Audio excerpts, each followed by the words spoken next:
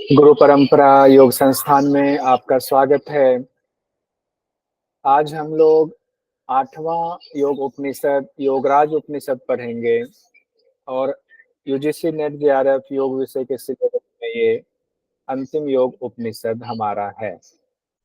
योगराज उपनिषद क्यों महत्वपूर्ण है, क्या कौन कौन से बिंदु इसमें से ऐसे हैं जो आ सकते हैं। बहुत छोटा उपनिषद है।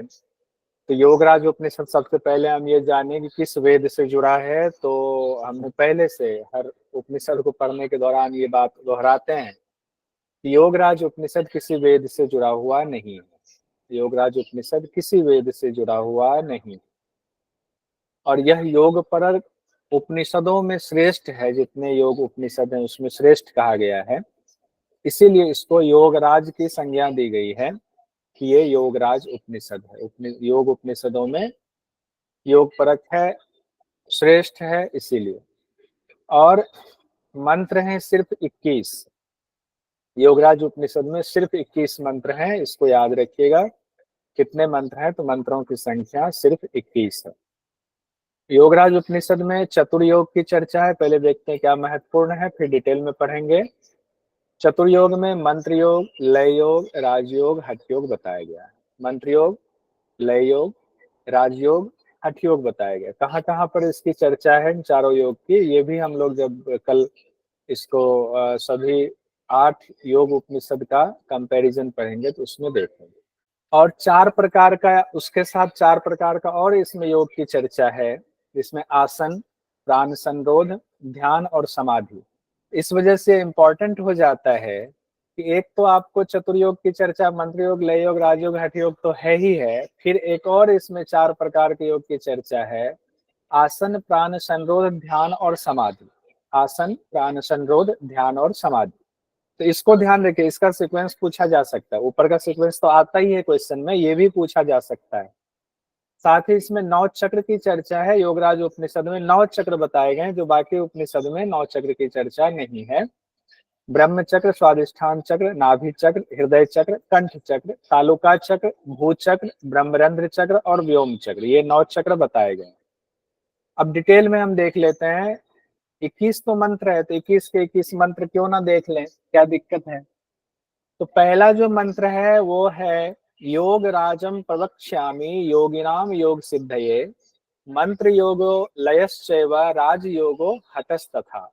यानी कि मंत्र योग, लय योग, राजयोग, हठ योग, यही सीक्वेंस है। कई बार सीक्वेंस हमारा गलत हो जाता है, कहीं और से सीक्वेंस हम नोट कर लेते हैं तो उसमें गलती हो जाती है। सीक्वेंस यही है हमारा, मंत्र योग, लय योग, राजयोग, हठ योग।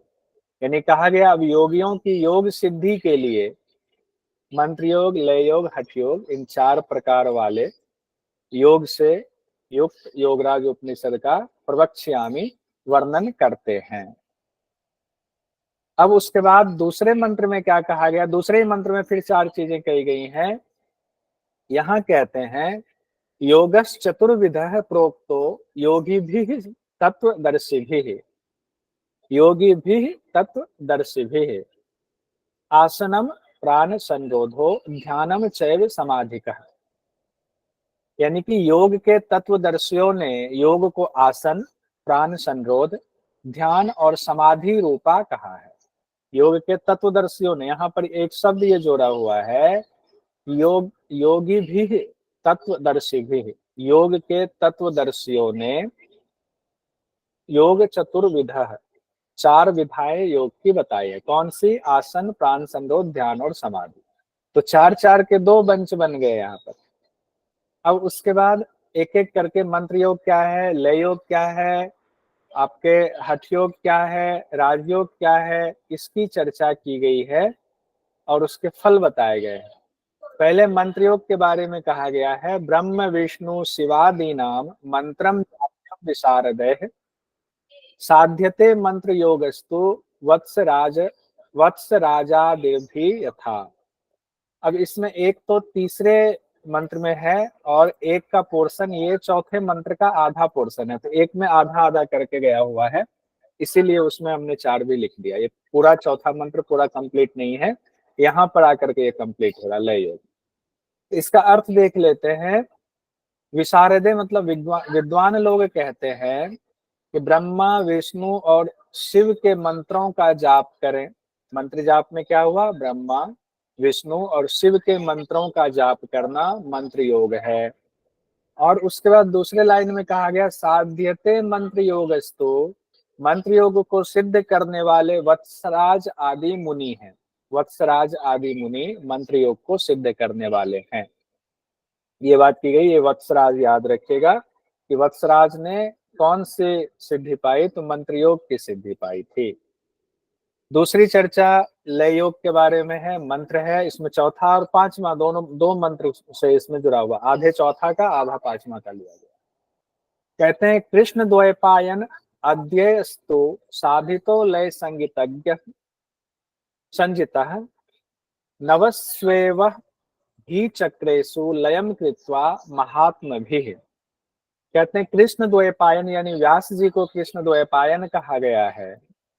कहते हैं कृष्ण द्वैपायन यानी व्यास जी जो हैं और अध्ययस्तु और आदि ऋषियों ने साधितो लय संजिता, उन्होंने क्या किया है? लय योग की सिद्धि की है, उसकी साधना की, साधना करके उसको सिद्ध कर लिया।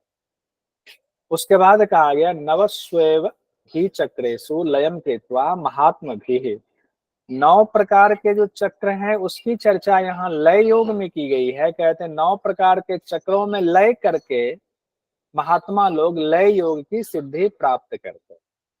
अब अगर आए कि राजयोग उपनिषद में 9 चक्रों की चर्चा किस योग के अंतर्गत आया है? तो लय योग के अंतर्गत आया है।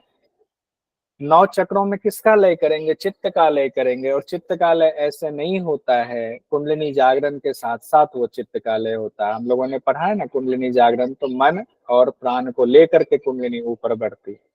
इस तरह से इसकी व्याख्या की जा सकती है। उसके बाद 9 चक्र की चर्चा यहाँ की गई, चूंकि 9 चक्र लय योग में कहा गया तो 9 चक्र के बारे में बताया गया है। प्रथमम ब्रह्म चक्रम स्यात् त्रिरावृतम भगाकृति अपाने मूल कंदाख्यम काम रूपम च तज्जगुः तदैव वहिनी कुंडम स्यात् तत्व कुंडलिनी तथा ताम जीव रूपिणीम ध्याये जयोतिष्ठम मुक्ति हेतवे। 3 बार आवृत। प्रथम चक्र क्या है? पहले तो प्रथम चक्र जो है वो ब्रह्मरंध्र ब्रह्म चक्र है। प्रथम चक्र ब्रह्म चक्र है और वो घिरा हुआ है स्यात् त्रि आवृतम भगाकृति, भग यानी त्रिकोण की आकृति से घिरा हुआ है ब्रह्म चक्र। और अपाने मूल कंदाख्यम की चर्चा आई है और काम रूपम तज्जगुः, यानी अपान के स्थान में काम रूपी मूल कंद है। अपान के स्थान में काम रूपी मूल कंद है, उसको ही अग्नि कुंड एवं वहनी कुंड और उसी को तत्व कुंडलिनी कहा गया है। यानी अपान के स्थान में जो काम रूपी मूल कंद है इसको अग्नि कुंड और तत्व कुंडलिनी कहा गया है। ये विशेष बात यहाँ पर कही जा रही है।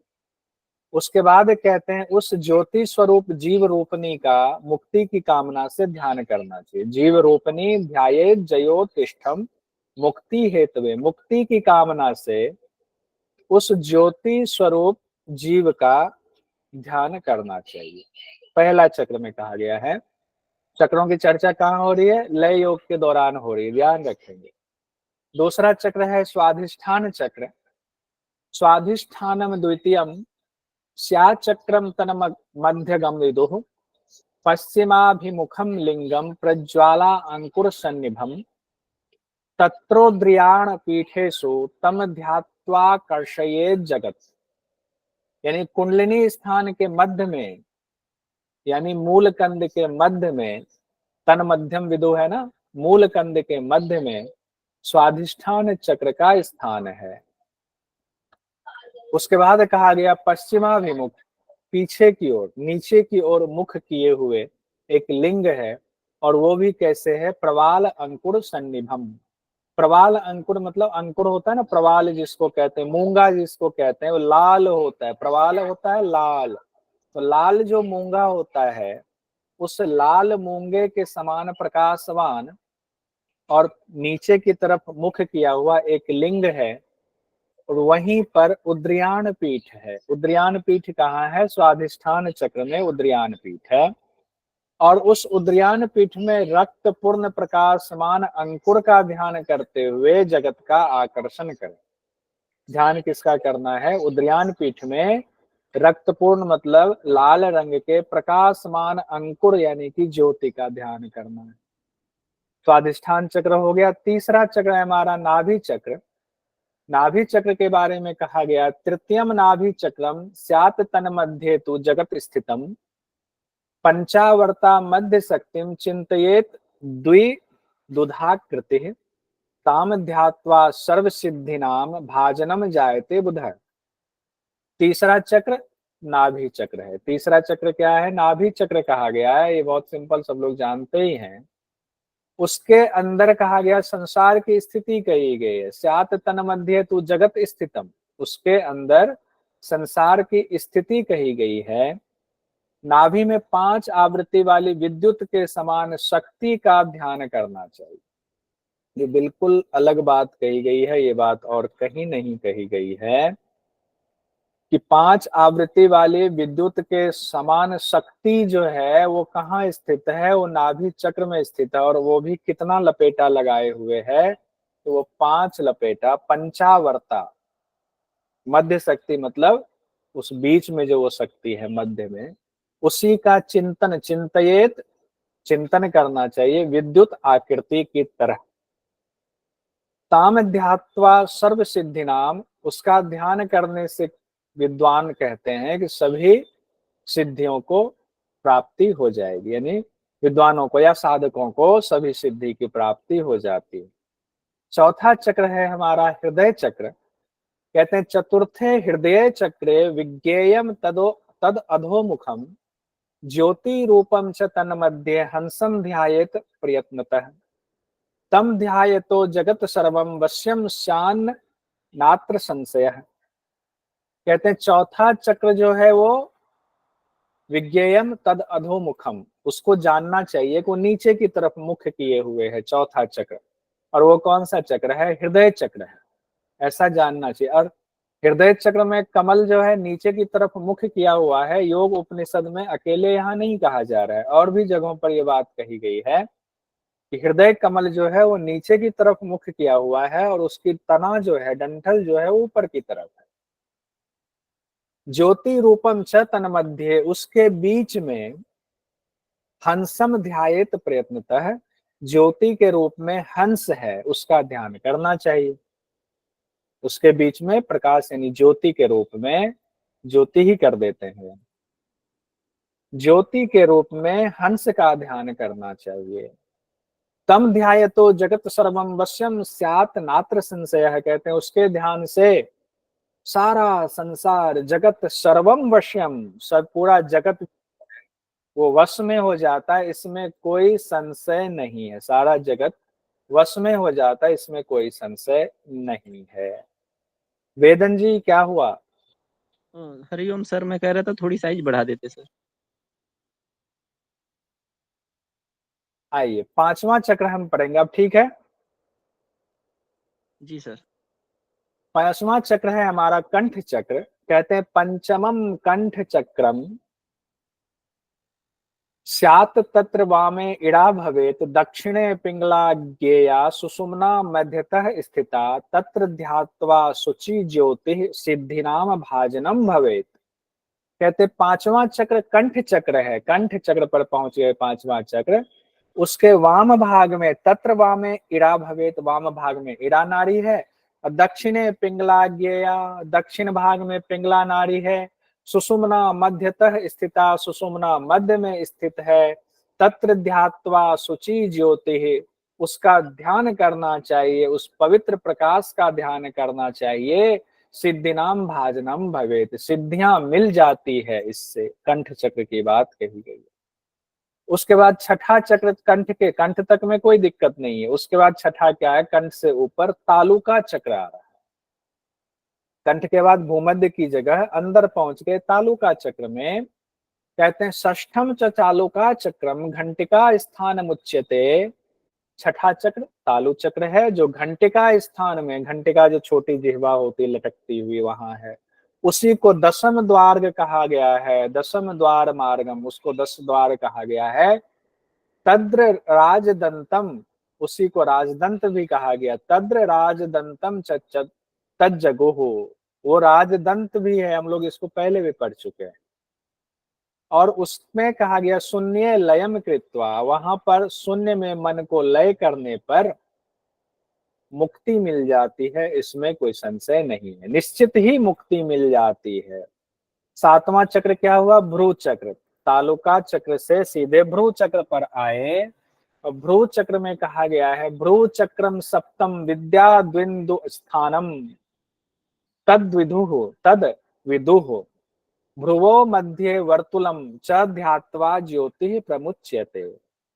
भ्रिकुटी में सातवां स्थान है चक्र का, सातवां चक्र भ्रिकुटी में है, भ्रू चक्र में है, उसे विद्या एवं बिंदु स्थान कहा गया। विद्या बिंदु स्थानम भू चक्रम सप्तम विद्या बिंदु स्थानम च तद विदुः भ्रुवो मध्ये वर्तुलम च ध्यात्वा ज्योति प्रमुच्यते। भृत्युकुटी के मध्य में भ्रू चक्र है, जो सातवां चक्र है, उसे विद्या एवं बिंदु का स्थान कहा गया है। ये इंपॉर्टेंट लाइन है, विद्या और बिंदु का स्थान एग्जाम में आ सकता है। भ्रिकुटी के मध्य में गोलाकार ज्योति का ध्यान करके मुक्ति प्राप्त कर लेते हैं जो साधक होते हैं। भ्रिकुटी के मध्य में गोलाकार ज्योति की बात भी कही गई है। वर्तुलम च ध्यात्वा ज्योति, वर्तुलम मतलब गोलाकार ज्योति का ध्यान करके मुक्ति प्राप्त कर लेते हैं। और आठवां चक्र कहा गया ब्रह्मरंध्र चक्र कहा गया है। कहते हैं अष्टमम ब्रह्मरंध्रम स्यात् परम निर्वाण सूचकम तम ध्यात्वा सुतिकाग्राम धूमाकारम विमुच्यते तच्च जालंधरम गेयम मोक्षदम नील चेतसम। कहते हैं आठवां चक्र जो है वो ब्रह्मरंध्र चक्र है, जो निर्वाण का सूचक है, निर्वाण सूचकम, वहां ध्यान करना चाहिए। तम ध्यात्वा सुतिकाग्रम, वहां ध्यान करना चाहिए सुतिका ग्राम यानी उद्गम स्थल का। धूमकारम धूम्र वर्ण वाले कहा गया, धूम्र वर्ण का ध्यान करेंगे और उद्गम स्थल का भी ध्यान करेंगे, और ऐसा करने से कहते हैं योगी मुक्ति को पा लेता है। उस नील वर्ण वाले मोक्षदाता को जालंधर पीठ भी समझना चाहिए। जालंधरम ज्ञेयम, इसका नीचे अभी टेबल बना करके मैं दे दूंगा तो परेशान नहीं होंगे। उसके बाद नौवां चक्र है। नौवें चक्र में कहा गया है नवम व्योम चक्रम स्यादश्रय षोडश भिर्युतम संवित ब्रूयाच्च तन मध्य शक्तिरुद्धा स्थिता परा तत्र पूर्णागिरो पीठे, पूर्णागिर पीठ है यहाँ पर, शक्ति ध्यात्वा विमुच्यते। कहते हैं कि नवम चक्र हमारा व्योम चक्र है। तो देखिए कैसे हुआ, यहाँ तक तो दिक्कत नहीं है। उसके बाद हमारा आ गया था अंदर तालुका चक्र, वहां से भ्रू चक्र आ गया, और भ्रू से ब्रह्मरंध्र आ गया, फिर व्योम चक्र, फिर अंदर चला गया व्योम चक्र पे। व्योम चक्र कहाँ है? उसी को आकाश चक्र भी कहते हैं, जो खेचरी वाला स्थान है व्योम चक्र है। कहते हैं नवा चक्र आपका व्योम चक्र है, षोडश भीड़ युतम, षोडश दल वाला यानी 16 दल वाला व्योम चक्र है।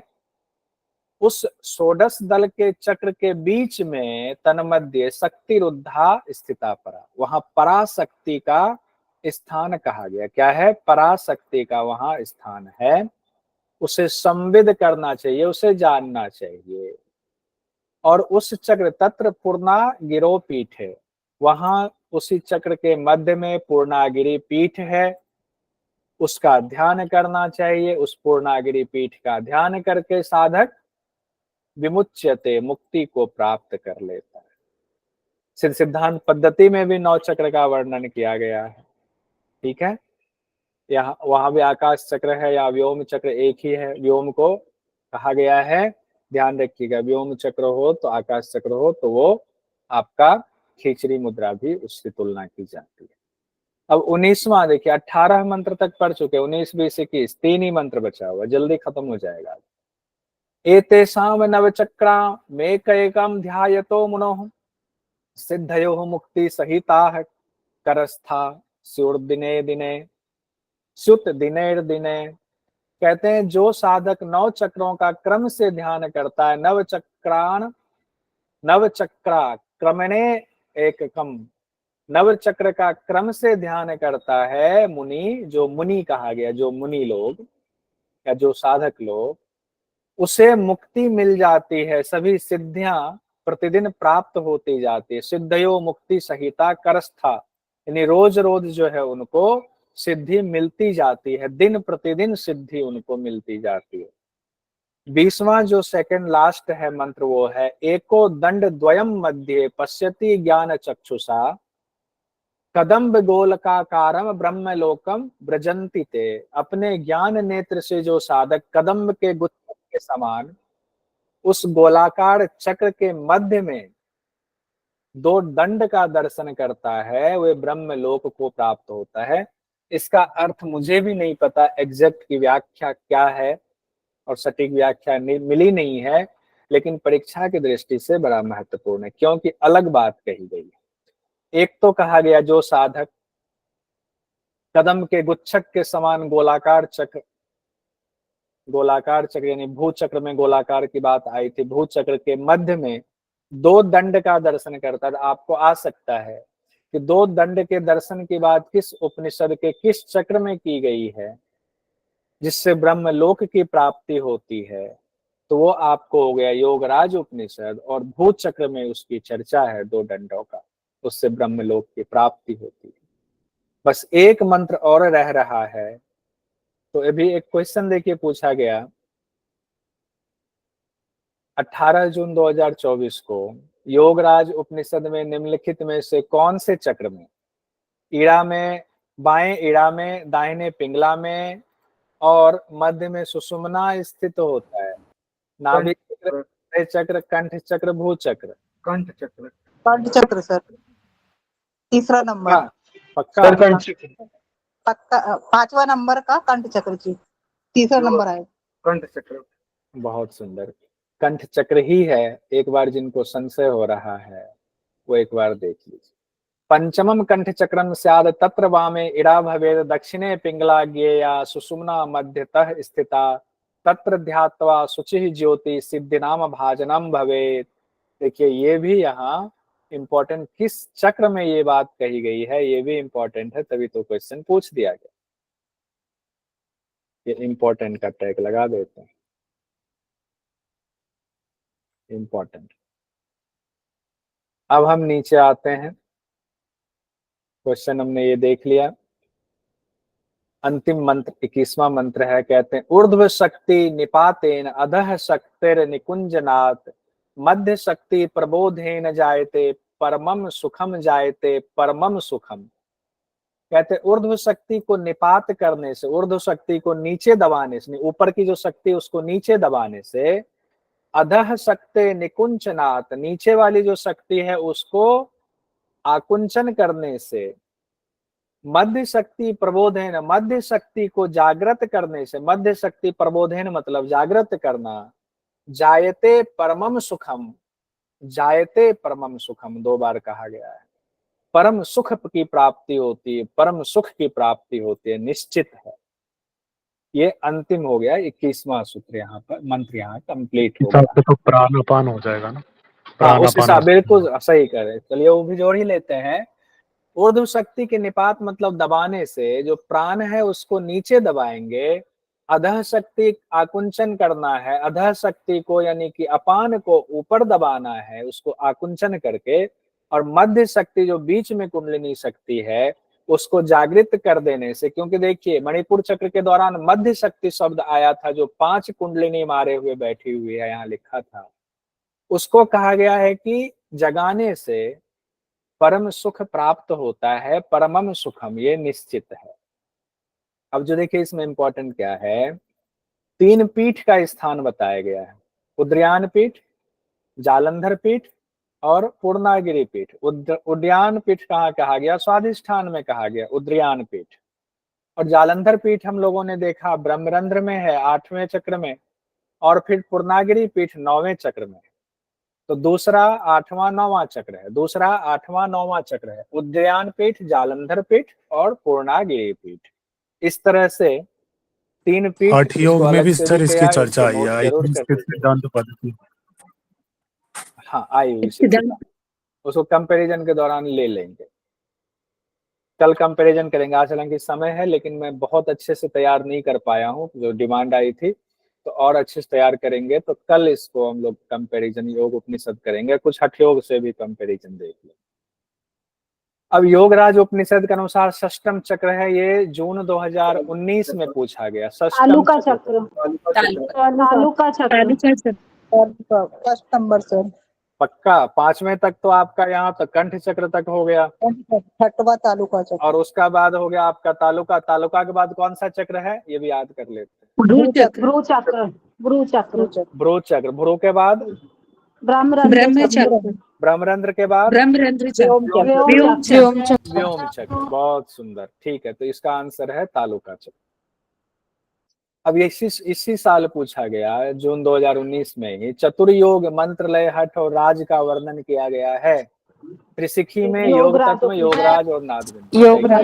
योगराज उपनिषद में एक से नहीं काम चलेगा, सही दो विकल्प में आया दो। है, दो हैं, ओके। योग तत्व उपनिषद और योग तत्व और योगराज उपनिषद, 2 और 3, ऑप्शन डी। 2 और 3 ऑप्शन तो आपके कहना है ऑप्शन है 2 और 3, योग तत्व उपनिषद और योगराज उपनिषद। योग तत्व और योगराज में ये दिया गया है।